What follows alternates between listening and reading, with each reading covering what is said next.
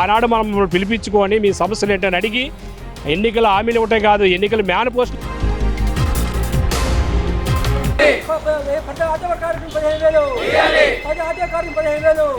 గచ్చెత్తరు లేకే auto driver అడుక్కునే స్థితికి నోట్లో గడ్డి పెట్టుకొని. కానీ ఈ ఆదాయం ద్వారా ఈ రంగంలో ఉన్న కార్మిక వర్గానికి ప్రభుత్వం చేస్తున్న శూన్యం. ఏమీ చేయాలి పడదాకా.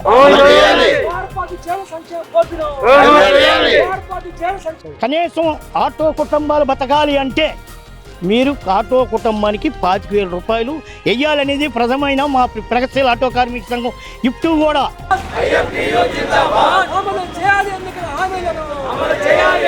రేపు పొద్దున గడ్డి తినే పరిస్థితి కూడా, తినిబోతులను తాగుబోతులు చూసారు, ఇప్పుడు గడ్డిబోతులు కూడా చూస్తారు మీరే.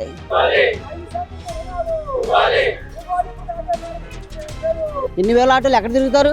అన్ని వేల ఆటోలో భవిష్యత్తులో ఇది పెడతానంటే అప్పుడే ఆటోలు ఇవ్వకూడదు. మీరు ఇప్పుడు ఇచ్చేసి మమ్మల్ని అటు ఇటు కాకుండా రోడ్డును పడేస్తున్నారు. Thank you. ఆటో కార్మికులను బెచ్చగాలు చేద్దని చెప్పి ఈ రోజున విజయవాడలో ఆటో కార్మికులంతా ఓడెక్కడం జరిగింది. అసలు ఆటో కార్మికుల సమస్యని తెలిసి చేద్దాం. సరే అండి, ప్రధానంగా మీ సమస్య ఏంటి? ఎందుకు ఈ రోజున ఇటువంటి ఈ రకంగా నిరసన తెలియజేస్తాను? నోట్లో గడ్డి పెట్టుకుని ఏంటి మీ ప్రాబ్లం ఏంటి? ఎన్నికల ముందు కూటమిగా ఏర్పడినటువంటి 3 పార్టీలు యావత్తు ప్రజలకు అనేకమైన హామీలు ఇచ్చున్నాయి. ఆటో మోటార్ కార్మికులు కూడా హామీలు ఇచ్చున్నారు. దాదాపు సంవత్సర కాలం దాడుతున్న ఒక హామీ కూడా అమలు చేసే పరిస్థితి లేదు. ఆనాడు మనం పిలిపించుకొని మీ సమస్యలు ఏంటని అడిగి ఎన్నికల హామీలు ఇవ్వటం కాదు, ఎన్నికల మేనిఫెస్టోలో పెట్టినటువంటి పరిస్థితి ఉంది. 5 హామీలు ఇచ్చారు. ప్రధానంగా మేము అధికారంలోకి వచ్చితే ఆటో మోటార్ కార్మికులకి 10,000 రూపాయలు ఇస్తాం సంవత్సరానికి. అదేవిధంగా సంక్షేమ బోర్డు ఏర్పాటు చేస్తాం. 2131 జీవో ఏదైతే ఉందో విపరీతమైన ఫీజులు పెనాల్టీ కూడుకున్నటువంటిది రద్దు చేస్తామన్నారు. 5% వడ్డీలతోటి 4-5 లక్షల రూపాయలు రుణాలు ఇస్తామన్నారు. ఇలా యావత్తు అనేకమైన హామీలు ఇచ్చి ఒక హామీని కూడా అమలు చేసుకుంటా రేపు ఆగస్టు 15 నుంచి మహిళలకు ఫ్రీ బస్సు అంటామన్నారు. మహిళలకి ఫ్రీ బస్సు అనేటువంటిది మేము వ్యతిరేకం కాదు. మా భార్య, తల్లి, చెల్లి, మా పిల్లలు ఎవరైనా ఎక్కుతారు, ఉపయోగించుకుంటారు. ప్రజలు ఏదైతే ఇచ్చినటువంటి హామీలు ఉందో, ప్రభుత్వం ఇచ్చిన హామీలో యావత్తు ప్రజలకి అమలు చేయమంటారు. అందులో భాగంగా మాకు ఇచ్చిన హామీలు కూడా అమలు చేయమంటారు. ఒక హామీ కూడా అమలు చేసే పరిస్థితి లేదు. ఆగస్టు 15 నుంచి మాకు కూడా 15,000 రూపాయలు వేస్తూ ఉన్నారు. నిజంగా మేము నమ్మాం. మొన్న క్యాబినెట్ జరిగితే ఒక్క మాట కూడా చర్చించే పరిస్థితి లేదు. ఒక మినిస్టర్ అంటాడు 10,000 రూపాయలు అంటాడు, ఒక మినిస్టర్ అంటాడు 40 రోజుల్లో వాళ్ళతోటి మీరు చర్చిస్తూ ఉంటాడు. సీఎం కూడా స్వయంగా చెప్పాడు, ఆటో కార్మికులు రోడ్డు ఎక్కుతున్నారు, ప్రభుత్వానికి వ్యతిరేకంగా నిరసనలు నిలుపుతున్నారు, వాళ్ళతో చర్చలు జరపండి అనేటువంటి బాధ్యత యావత్తు మినిస్టర్కి అప్పచెప్పారు. ఒక్క మినిస్టర్ కూడా స్పందించే పరిస్థితి లేదు. దాదాపు 5-6 రిఫరెంట్లు ఇచ్చాం ఇక్కడ రవాణా శాఖ మినిస్టర్కి, స్పందన లేదు. మెయిల్ పెట్టాం, ఫ్యాక్స్లు పెట్టాం. అందుకని ఈరోజు గచ్చెత్తరు లేకే ఆటో డ్రైవర్ అడుక్కునే స్థితికి నోట్లో గడ్డి పెట్టుకొని, అంటే భవిష్యత్తులో ఈ ప్రభుత్వాలు పరిపాలనకి మేము గడ్డి తినాల్సి వద్దా, అడుక్కోవాల్సి వద్దా అనేది ముందుగానే మేము ప్రయత్నం చేస్తాం. ఈ రోజున మమ్మల్ని భిక్షగాల కింద అదేవిధంగా గడ్డి తినేవనే ఆటో కార్మికులుగా ప్రభుత్వం గుర్తించింది కనుక మేము దాన్ని చేయాల్సిన పరిస్థితి వచ్చింది. ఇప్పటికైనా కానీ ప్రభుత్వం ఆలోచన చేసి మాకు ఇచ్చిన హామీలు అమలు చేయకపోతే రాష్ట్ర వ్యాప్తంగా ఉన్నటువంటి ఆటో మోటార్ కార్మికులతో పాటు యావత్తు ప్రజలు కూడా కొడతాం. ఈ రాష్ట్ర ప్రభుత్వానికి వ్యతిరేకంగా మా నిరసన గలాన్ని నింపుతాం. ఖచ్చితంగా మీరు ఇచ్చినటువంటి హామీలు ఏదైతే ఉందో ఆ విధంగా అమలు చేయకపోతే మాత్రం భవిష్యత్తులో మా పరిస్థితి ఏంటనేది మీ ప్రభుత్వానికి వ్యతిరేకంగా నిరసన గలాన్ని ఇప్పదలుచుకున్నాం.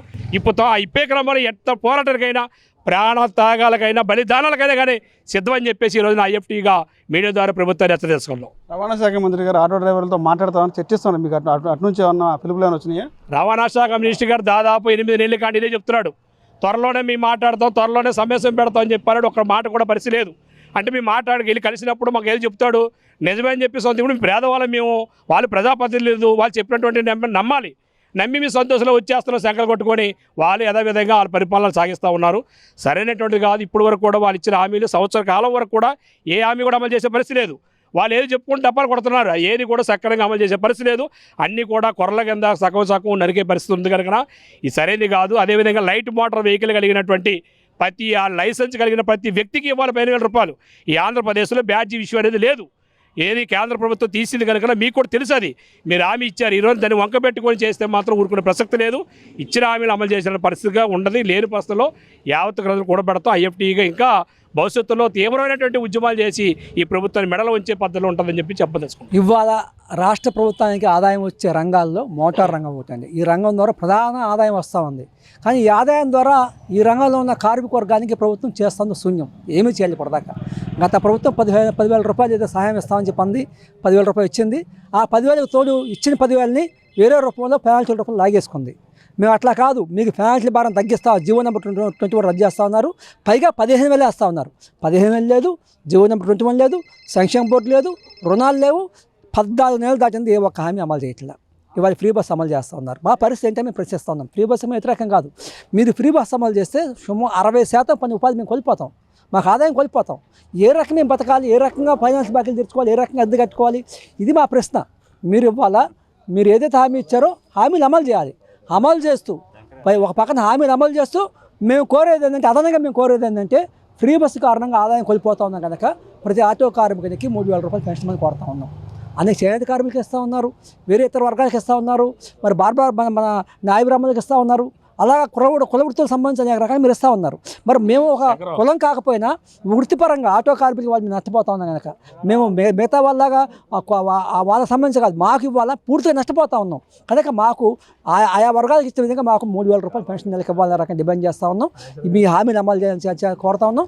లేని పక్షంలో రాష్ట్ర వ్యాప్తంగా అన్ని కార్మిక సంఘాలను కూడగట్టి పెద్ద ఎత్తున ఆందోళన చేస్తామని ఈ సందర్భంగా హెచ్చరిస్తాం. ఏంది బిచ్చగాళ్ళ ఈ రోజున ప్రదర్శన చేస్తాను, ఏంటి మీ సమస్య ఏంటి? ప్రధానంగా కోరుకునేది ఒకటేనండి, ఆర్టీసీ బస్సులు రిలీజ్ చేస్తే చాలామంది ఇబ్బంది పడుతున్నారు, డ్రైవర్లు అందరూ ఇబ్బంది పడుతున్నారు. రాష్ట్ర వ్యాప్తంగా 12 లక్షల మంది డ్రైవర్లు ఉన్నారు. ఆ డ్రైవర్ల వెనకాల ఫ్యామిలీలు మొత్తం కలిపితే ఒక 50 లక్షల మంది అవుతారు. వాళ్ళందరూ రేపు పొద్దున గడ్డి తినే పరిస్థితికి మీరు దిగదారి చేశారు మమ్మల్ని. కేవలం ఈ ప్రభుత్వం మమ్మల్ని దిగదారి చేసింది, గడ్డి తినే దానికి దిగదారి చేశారు.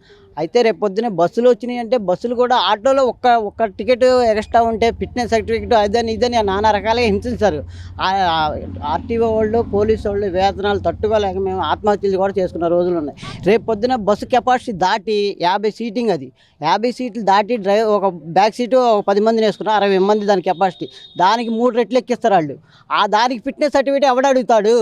ఆర్టీసీ వాళ్ళు మమ్మల్ని విపరీతంగా దోచుకుంటున్నారు అంతే. పగటి దొంగలంటే వాళ్ళు, లైసెన్స్ ఉన్న దొంగలు వాళ్ళు, తర్వాత మిగతా వాళ్ళు. అసలు విపరీతంగా వాళ్ళ గురించి ఆటో డ్రైవర్లు చచ్చిపోతున్నారు పొరుగురులో. రేపు పొద్దున ఇక్కడ నుంచి పల్లెటూరులోంచి ఊళ్ళోకి వెళ్ళాలంటే 3-4 కిలోమీటర్లు ఆటోలే గతి వాళ్ళకి. ఆటోలు లేకపోతే ఏంటి పరిస్థితి? విజయవాడలో హైదరాబాద్ అంటే 100 కిలోమీటర్లు, ఎటు తిరిగిన 100 కిలోమీటర్లు డిస్టెన్స్ ఉంది కాబట్టి అక్కడ పెట్టాడు, తప్పులేదు.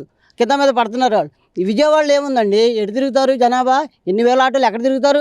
అన్ని వేల ఆటోలో భవిష్యత్తులో ఇది పెడతానంటే అప్పుడే ఆటోలు ఇవ్వకూడదు. మీరు ఇప్పుడు ఇచ్చేసి మమ్మల్ని అటు ఇటు కాకుండా రోడ్డుని పడేస్తున్నారు.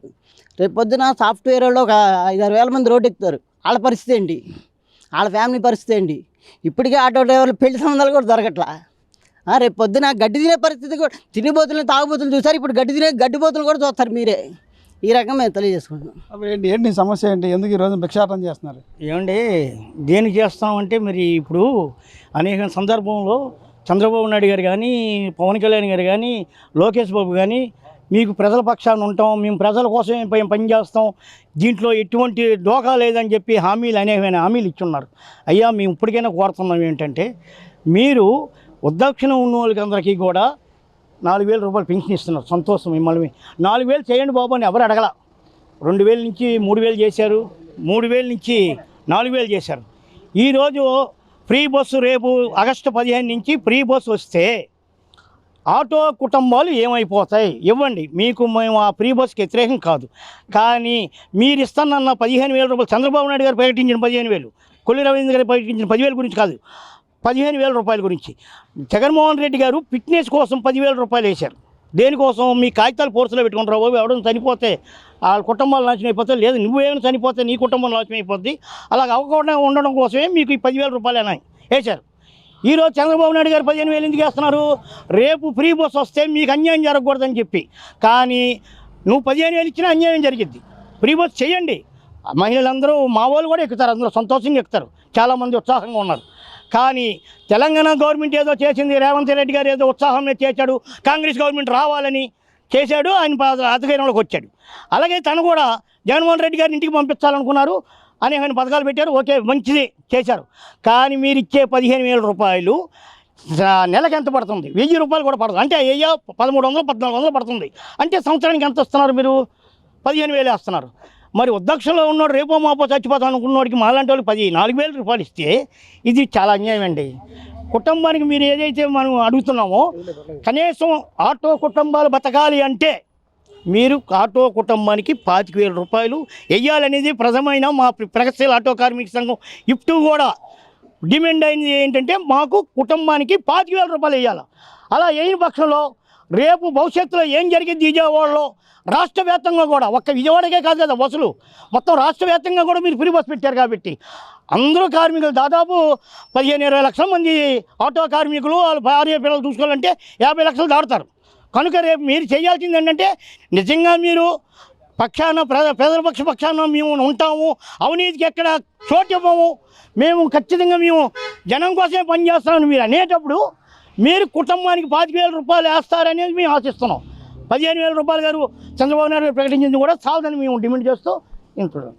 ఆటో డ్రైవర్లు ఏదైతే ఉందో రాష్ట్ర ప్రభుత్వం ఇచ్చేటువంటి మహిళలకి ఉచిత బస్సు అనేది మీ వ్యతిరేకత కాదు, మాకేదైతే హామీ ఇచ్చారో ఆ హామీలు అమలు చేయాలి, ఏడాదికి 15,000 కాదు 25,000 ఇచ్చి మమ్మల్ని ఆదుకోవాలని చెప్పి కూడా ఆటో కార్మికులు తమ అభిప్రాయం వ్యక్తం చేస్తున్నారు. ఇది ఇక్కడ పరిస్థితి. కెమెరామెన్ నానితో రాజ్ కమల్, S4 మీడియా, విజయవాడ నుంచి.